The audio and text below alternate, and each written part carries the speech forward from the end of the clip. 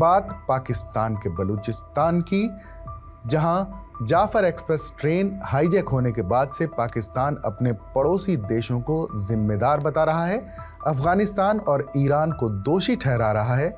दावा किया जा रहा है कि बलूच विद्रोहियों के आका अफगानिस्तान में बैठे हुए हैं और वहीं से कमान दी जा रही है।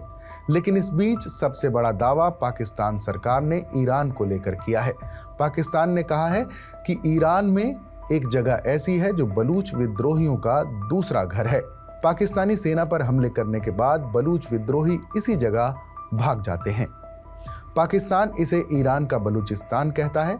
आधिकारिक तौर पर इस जगह को सिस्तान बलूचिस्तान प्रांत के नाम से जाना जाता है।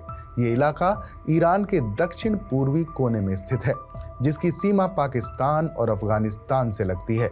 रेगिस्तान और पहाड़ों से घिरे इस इलाके को बलूच विद्रोहियों के लिए दूसरा घर कहा जाता है। यहाँ कोई रोक टोक नहीं है। बलूच विद्रोही आसानी से इस इलाके में घुस जाते हैं, जहाँ से वो अफगानिस्तान तक जाते हैं। ईरान के बलूचिस्तान का सबसे बड़ा शहर जोहेदान है, जो इस राज्य की राजधानी भी है।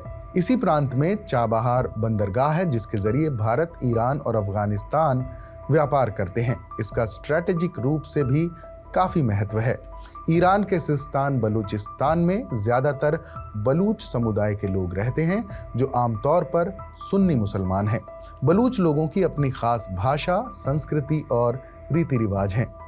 बलूच अलगाववादी इस इलाके में सक्रिय हैं, जो अपने अधिकारों और स्वायत्तता की मांग को लेकर अक्सर आंदोलन करते रहे हैं। पाकिस्तान का बलूचिस्तान एक अलग और बड़ा प्रांत है, जिसकी राजधानी क्वेटा है। वहीं ईरान का बलूचिस्तान इसके मुकाबले छोटा है, लेकिन सांस्कृतिक रूप से पाकिस्तान और अफगानिस्तान के बलूच इलाकों से ये गहरा रिश्ता रखता है। बलूच लिबरेशन आर्मी यानी BLA जैसे संगठन इस इलाके में सक्रिय रहे हैं। ईरानी सरकार ने भी इस इलाके में कई बार सैन्य अभियान चलाए, लेकिन बलूचों के विद्रोह के आगे सरकार की नहीं चल सकी। और ठीक ऐसा ही कुछ पाकिस्तान के बलूचिस्तान में भी होता है, जहां पाकिस्तानी सेना के जवानों को भी सुरक्षा की जरूरत पड़ जाती है। बलूचिस्तान के इतिहास की अगर बात करें तो साल 1540 में भारत के पहले मुगल शासक बाबर के बेटे हुमायूं को बिहार के शेर शाह सूरी ने युद्ध में हरा दिया था। हुमायूं ने भारत से भागकर उस वक्त के फारस यानी मौजूदा ईरान में पनाह ली। 1545 में शेर शाह सूरी की मौत हो गई। मौके को भांपते हुए हुमायूं ने भारत वापस लौटने की योजना बनाई। तब बलूचिस्तान के कबीलाई सरदारों ने उसकी मदद की थी। बलूचों की मदद से 1555 में हुमायूं ने दिल्ली की हुकूमत पर फिर से कब्जा कर लिया। फिर अकबर, जहांगीर और शाहजहां मुगलों की कई पीढ़ियों के राज के बाद साल 1659 में औरंगजेब को दिल्ली का तख्त मिला। औरंगजेब को दक्षिण में लगातार मराठों की चुनौतियों से जूझना पड़ा, लेकिन पश्चिम में उसकी सत्ता ईरान के बॉर्डर तक थी। फिर बलूच सरदारों ने मुगल हुकूमत के खिलाफ विद्रोह छेड़ दिया और बलूच लीडर मीर अहमद ने 1666 में बलूचिस्तान के 2 इलाकों कलात और क्वेटा को औरंगजेब से छीन लिया। आज जहां बलूचिस्तान है, उस जगह का इतिहास तकरीबन 9000 साल पुराना है। हजारों साल पहले यहाँ मेहरगढ़ हुआ करता था, जिसे सिंधु सभ्यता का एक प्रमुख शहर माना जाता है। लगभग 3000 साल पहले जब सिंधु सभ्यता का अंत हुआ, तो यहाँ के लोग सिंध और पंजाब के इलाकों में बस गए।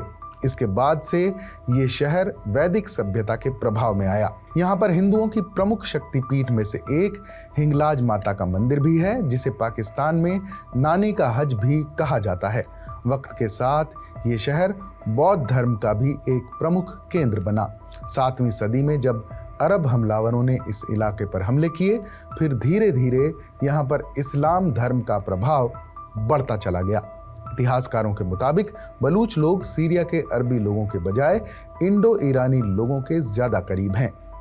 इंडो ईरानी लोगों को आर्यन भी कहा जाता है। इस लिहाज से इतिहासकार मानते हैं कि बलूच भी आर्यन हैं। आर्यन हजारों साल पहले सेंट्रल एशिया में रहा करते थे, लेकिन खराब मौसम और युद्ध के हालात के चलते फिर दूसरी जगहों की तलाश में वहां से निकलने लगे। दैनिक भास्कर की एक रिपोर्ट के मुताबिक मध्य एशिया से निकलकर पहले आर्मेनिया और अजरबैजान पहुंचे, जहां आर्यों की भाषा और लहजा मिलाकर नई जुबान बनाई गई, जिसे बलशक या बलाशोकी नाम दिया गया। इसी के साथ आर्यों को बलाश कहा जाने लगा। ईसा से 550 साल पहले अजरबैजान ईरान के खाम साम्राज्य के कब्जे में आ गया। 224 से 651 ईस्वी के बीच सासानी साम्राज्य स्थापित रहा। 6वीं सदी के आखिर में और 7वीं सदी की शुरुआत में इस इलाके में बाहर से हमले बढ़ गए और मौसम भी खराब रहने लगा, तो सेंट्रल एशिया से यहाँ आकर बसे आर्यन फिर से अलग अलग इलाकों में जा बसे। कुछ लोग ईरान के दक्षिण में चले गए और कुछ लोग ईरान के पश्चिम में चले गए। दक्षिण की तरफ गए आर्यन वहां से और आगे ईरान के कमान और सीस्तान पहुंच गए। यहाँ इनका नाम बदलकर बलाश से बलूच और बोली का नाम बलाशोकी से बदलकर बलूची हो गया। धीरे धीरे ये बलूच लोग सीस्तान से आगे के इलाके में दाखिल होते गए। इसी इलाके को बाद में बलूचिस्तान कहा गया। मौजूदा बलूचिस्तान पाकिस्तान का सबसे बड़ा राज्य है और इसका 44% हिस्सा कवर करता है, मगर यहाँ की आबादी सिर्फ 1.5 करोड़ है। बलूचिस्तान तेल, सोना, तांबा और कई संसाधनों की खदानों से संपन्न है। इन संसाधनों का इस्तेमाल करके पाकिस्तान अपनी ज़रूरतें पूरी करता है। इसके बाद भी ये इलाका सबसे पिछड़ा हुआ है। यही वजह है कि बलूचिस्तान में पाकिस्तान के खिलाफ नफरत बढ़ रही है। पाकिस्तान का कब्जा होने के बाद से बलूचिस्तान में 5 बड़े विद्रोह हुए हैं। सबसे हालिया विद्रोह 2005 में शुरू हुआ था, जो अभी तक जारी है।